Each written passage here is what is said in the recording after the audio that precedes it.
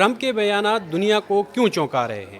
Venezuela میں امریکی فوجی کارروائی اور صدر نکولس مادورو کی گرفتاری کے بعد امریکی صدر ڈونلڈ ٹرمپ کے بیانات مزید جارحانہ رخ اختیار کرتے جا رہے ہیں۔ اس بار معاملہ کسی روایتی حریف ریاست کا نہیں بلکہ امریکہ کے ایک پرانے اتحادی نیٹو رکن ممالک ڈنمارک کے زیر اہتمام خود مختار خطے گرین لینڈ کا ہے۔ نیوز 18 کی سوشل میڈیا پلیٹ فارم پر آپ کا خیر مقدم ہے اور میں ہوں آپ کا میزبان عرفان رینا۔ وینزویلا کے بعد گرین لینڈ کو لے کر ٹرمپ کے بیانات آنے شروع ہو گئے ہیں۔ ٹرمپ کا کہنا ہے کہ امریکہ کی قومی سلامتی کے لیے گرین لینڈ پر کنٹرول حاصل کرنا ناگزیر ہے۔ ایک ایسا بیان جس نے یورپ اور امریکہ دونوں میں سفارتی ہلچل مچا دی ہے۔ ٹرمپ آخر گرین لینڈ کیوں چاہتے ہیں؟ ٹرمپ کے مطابق آرکٹک خطے کی تیزی سے عالمی طاقتوں کی توجہ کا مرکز بن رہا ہے۔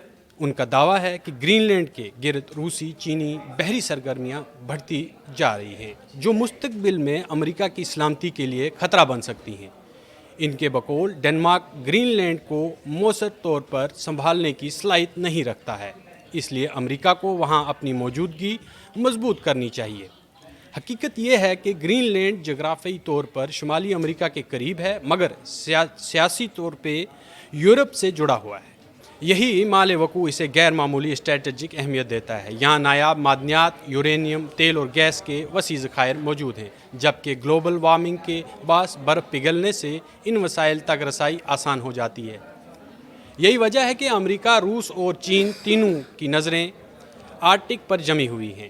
ڈنمارک کے وزیر اعظم میٹے فریڈرکسن نے ٹرمپ کے بیانات کو توہین آمیز اور ناقابل قبول قرار دیا ہے۔ ان کا ڈنمارک موقف یہ ہے کہ گرین لینڈ فروخت کے لیے نہیں ہے۔ یہ خطہ اپنے عوام کی مرضی کے بغیر کسی سودے کا حصہ نہیں بن سکتا اور امریکہ کو اپنے اتحادی ملک کو دھمکانے سے باز آنا چاہیے۔ انہوں نے یہ بھی واضح کیا کہ ڈنمارک اور گرین لینڈ دونوں نیٹو کا حصہ ہیں اور امریکہ کے ساتھ پہلے ہی دفاعی معاہدے موجود ہیں جن کے تحت امریکہ گرین لینڈ میں فوجی رسائی حاصل رکھتا ہے۔ اس کے باوجود قبضے کی بات کرنا اتحادی کے درمیان اعتماد کو نقصان پہنچاتا ہے۔ انہوں نے یہ بھی واضح کیا کہ ڈنمارک اور گرین لینڈ دونوں نیٹو کا حصہ ہیں اور امریکہ کے ساتھ پہلے ہی دفاعی معاہدے موجود ہیں جن کے تحت امریکہ کو گرین لینڈ میں فوجی رسائی حاصل ہے۔ اس کے باوجود قبضے کی بات کرنا اتحادیوں کے درمیان اعتماد کو نقصان پہنچاتا ہے۔ نیٹو کے لیے سب سے بڑا امتحان کیا ہے؟ اس تنازع نے نیٹو کے سامنے ایک نہایت حساس سوال کھڑا کر دیا ہے۔ اگر امریکہ نے گرین لینڈ پر زبردستی قبضے کی کوشش کی تو کیا نیٹو آرٹیکل 5 لاگو ہوگا؟ یہ ایک بڑا سوالیہ نشان ہے۔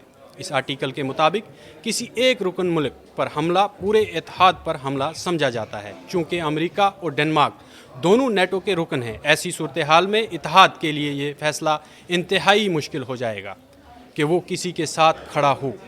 کس کے ساتھ کھڑا ہو؟ کسی ایک کے ساتھ یا امریکہ کے ساتھ یا یورپ کے ساتھ میں، کیونکہ وینزویلا پر اس سے پہلے ہی امریکہ حملہ کر چکا ہے اور اب گرین لینڈ کو جو ٹرمپ صاحب ہیں ان کی دھمکی آ چکی ہے۔ سوشل میڈیا اور لاطینی امریکہ میں بڑھتی کشیدگی کی اگر بات کریں تو یہ تنازع اس وقت مزید سنگین ہو گیا جب ٹرمپ کے ڈپٹی چیف اسٹاف کی اہلیہ کیٹی ملر نے سوشل میڈیا پر گرین لینڈ کو امریکی پرچم کے رنگوں میں دکھاتے ہوئے جلد ہی کے الفاظ کے ساتھ پوسٹ کیا، جسے ڈنمارک کی خود مختاری کے لیے کھلا چیلنج سمجھا جا رہا ہے۔ اس دوران ٹرمپ نے کولمبیا پر منشیات اسمگلنگ کے الزامات لگاتے ہوئے آپریشن کولمبیا کا عندیہ دیا، جس سے لاطینی امریکہ میں بھی بے چینی بڑھ گئی ہے۔ اگر ہم گرین لینڈ کی بات کریں تو گرین لینڈ محض ایک برف پوشیدہ جزیرہ نہیں بلکہ آنے والے دور کی عالمی طاقت کی کشمکش کا مرکز بنتا جا رہا ہے۔ ٹرمپ کے بیانات نے واضح کر دیا کہ امریکہ آرکٹک میں اپنے مفادات کے تحفظ کے لیے کسی حد تک جا سکتا ہے، جبکہ ڈنمارک اور نیٹو کے لیے یہ بحران اتحاد، خود مختاری اور بین الاقوامی قوانین کے امتحان سے کم نہیں ہے۔ جس طرح سے ڈونلڈ ٹرمپ صاحب نے جو ہے وہ پہلے ہی دھمکی دے دی اور وینزویلا پر بھی حملہ کر دیا، اب عالمی برادری کی نظریں اب اس سوال پر جمی ہوئی ہیں کہ آیا یہ تنازع سفارتکاری سے حل ہوگا یا دنیا ایک نئے جغرافیائی تصادم کی طرف بڑھ رہی ہے۔